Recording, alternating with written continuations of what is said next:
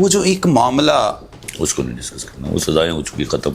اچھا جی ہاں وہ کوئی بیوقوفوں کی بات، اس میں بہت ساروں کے نام آئیں گے، میں ابھی نام نہیں لینا چاہتا. کہ جب مسلمان کے ہاتھوں مسلمان مرے اور دونوں طرف شہید کیا کہا جائے تو سمجھیے اس قوم پر برا وقت آ گیا ہے. اگر شاہ کٹ گئی تو پھر تو جان نکل جاتی ہے، سانسیں دم توڑ دیتی.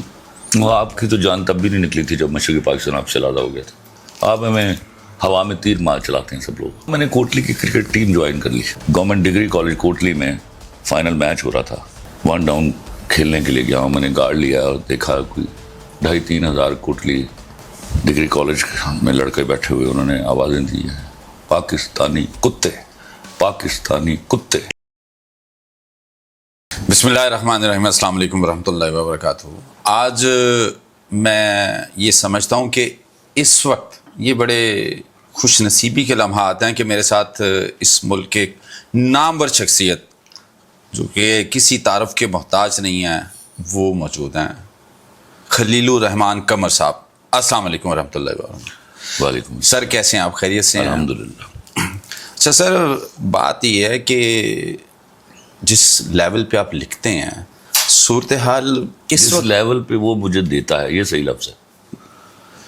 بالکل جس طرح یہ تو جس طرح اس کی عطا ہے. عطا ہے.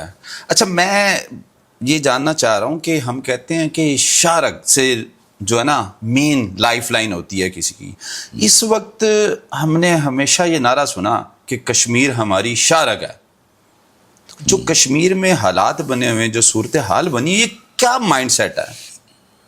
میں اس پر صرف ایک مختصراً جواب دوں گا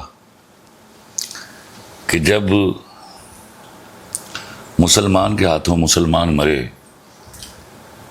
اور دونوں طرف شہید کیا کہا جائے تو سمجھیے اس قوم پر برا وقت آ گیا ہے. اچھا، اس بات میں سارے جواب بھی نہ آئے. یعنی کہ آپ کہہ رہے ہیں کہ انٹرنیشنل مائنڈ سیٹ نہیں، یہ لوکل مائنڈ سیٹ ہے کوئی یہاں پہ کہ مسلمان کے ہاتھوں جب مسلمان ذبح ہو رہا ہو. آپ ہم بد نصیبی کی اوج بام پر کھڑے ہیں اس وقت. دعا ہے بس اللہ سے کہ یہ یہیں تھم جائے. نہیں، اگر شارک کٹ گئی تو پھر تو جان نکل جاتی ہے، سانسیں دم توڑ دیتی. وہ آپ کی تو جان تب بھی نہیں نکلی تھی جب مشرقی پاکستان آپ سے علیحدہ ہو گیا تھا. آپ ہمیں ہوا میں تیر مار چلاتے ہیں سب لوگ. کچھ نہیں ہوا تھا یہاں. اچھا، یعنی کہ آپ کہہ رہے ہیں کہ اگر شارک کٹ بھی گئی تو پھر بھی اللہ نہ کرے، توبہ نعوذ باللہ، میرے منہ میں خاک، میں یہ سوچوں بھی. لیکن ایک بات یاد رکھیے، جی، ہم نے مشرقی پاکستان کے چلے جانے سے کوئی سبق نہیں سیکھا.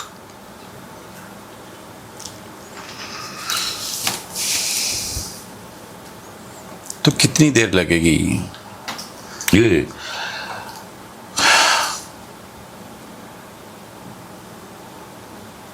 اب نہیں سمجھ آتی مجھے، میں آپ کو بتاؤں. کیا قلم میں اتنی طاقت نہیں رہی؟ نہیں، قلم کی اوقات ہی نہیں رہی. ہمارے سامنے پڑے پڑے بے شمار قلم بک گئے.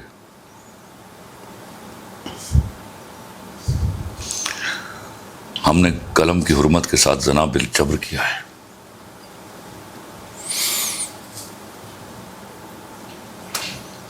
اب تو زبان کی طاقت کو بھی بند کیا جا رہا ہے. ہاں، بند کیا جا رہا نہیں، بند ہو چکی، بند ہو چکی.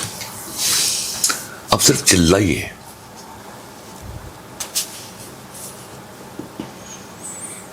تو کیا دیکھتے ہیں جو اس وقت میرے دوست کا بیٹا جی راجہ سلیم عادل، نیشنل بینک میں رہا ہوں 6 سال میں، کوٹلی آزاد کشمیر میں گزارے ہیں.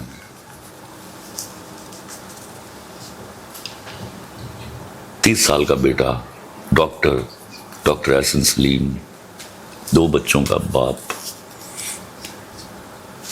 چھت پہ کھڑا ہے، مر گیا ہے. ایک گولی آئی ہے سنسناتی ہوئی. کون لوگ ہیں یہ؟ مجھے نہیں سمجھ آ رہی. مجھے نہیں سمجھ آ رہی. گولی کا کھول تو ملا ہوگا؟ چھوڑیے نا اس قصے کو. میں آج آپ کو ایک واقعہ سناؤں. 1987 اکتوبر میں نے کوٹلی میں نے جوائننگ دی. تو وہاں میں نے کوٹلی کی کرکٹ ٹیم جوائن کر لی. تھوڑا وقت ہوتا تھا, کرکٹ نہیں چھوڑ کے گیا ہوتا.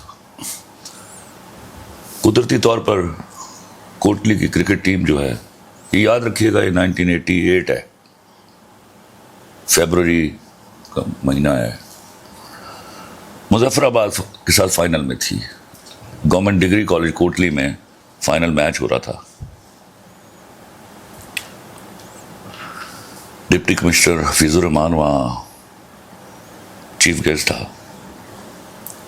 اور میں 1 ڈاؤن کھیلنے کے لیے گیا ہوں. میں نے گارڈ لیا اور دیکھا کوئی 2,500-3 ہزار کوٹلی ڈگری کالج میں لڑکے بیٹھے ہوئے. انہوں نے آوازیں دی ہیں, پاکستانی کتے, پاکستانی کتے. 88 میں وہ وہاں کیا ہوا اس وقت وہ چھوڑیے, جو مجھے آیا ٹو فائٹ آؤٹ الون. لیکن اگر یہ والا سینٹیمنٹ آپ اس کو روک نہیں پائے تو کہیں بھیانک غلطی ہو رہی ہے.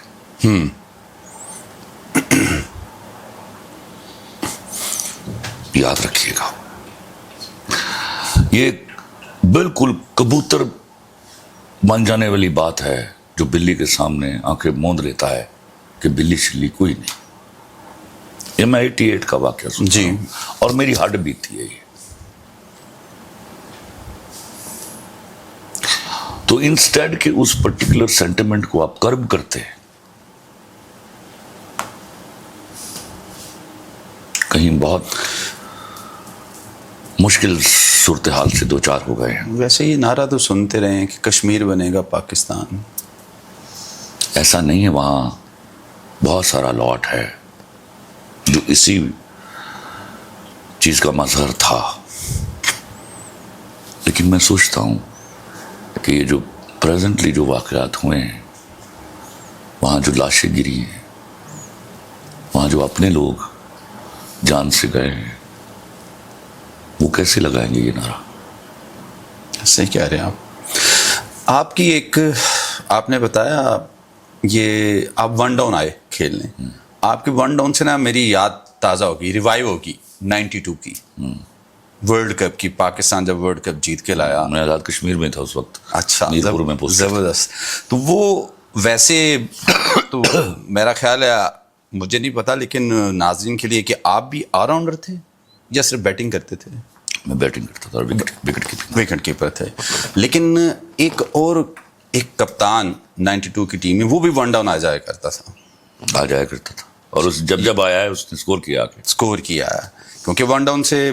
تو بات یہ ہے کہ اب جو کپتان, وہی کپتان پابند سلاسل ہے اس وقت, اور صورتحال ایسی ہے کہ 1000 سے تقریباً 1100 دن ہو گئے ہیں. آپ کیا دیکھتے ہیں, کب تک جیل کا دروازہ کھلے گا یا ٹوٹے گا؟ ٹوٹا نہیں کرتے, کھلا کرتے.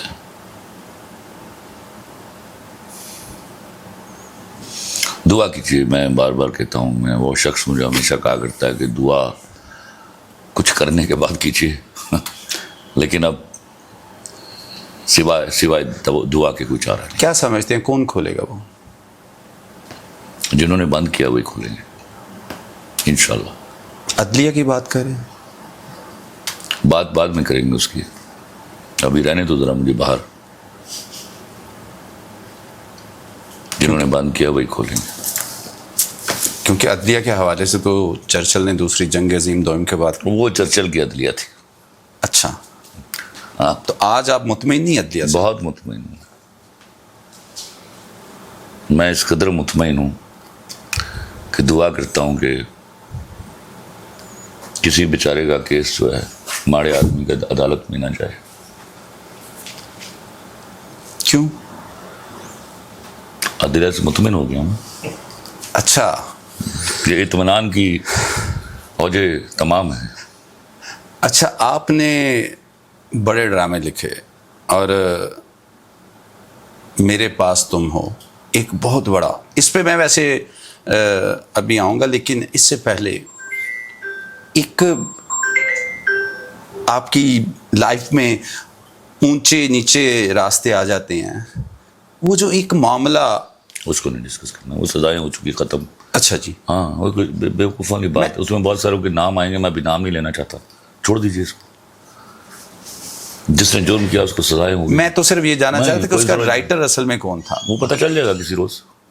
اچھا، ٹھیک ہو گیا.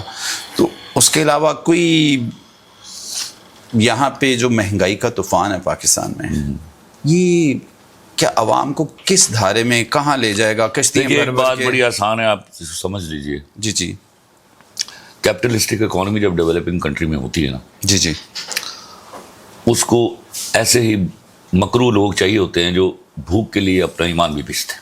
اوکے. تو اس کی ایک بہت بڑی ان کو تعداد چاہیے. کیپٹلسٹک اکانومی جو ہے اس کا سروائیول اس لیے اس طرح ہے. تو اس کے لیے ان کو ایک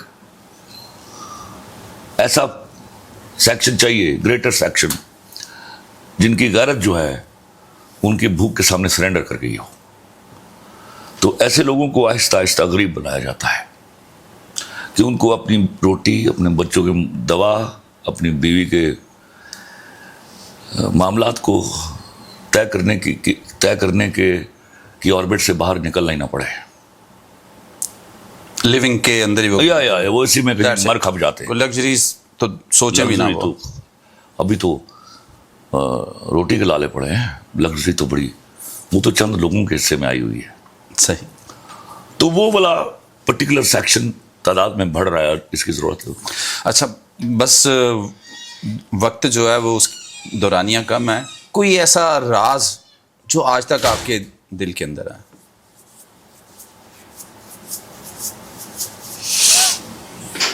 میں وہ خان صاحب سے ہونے والی باتیں یا جو میری دوسرے ارباب اختیار سے ہونے والی باتوں کو ڈسکس نہیں کرتا، وہ ہمیشہ راز رہیں گی میرے اندر.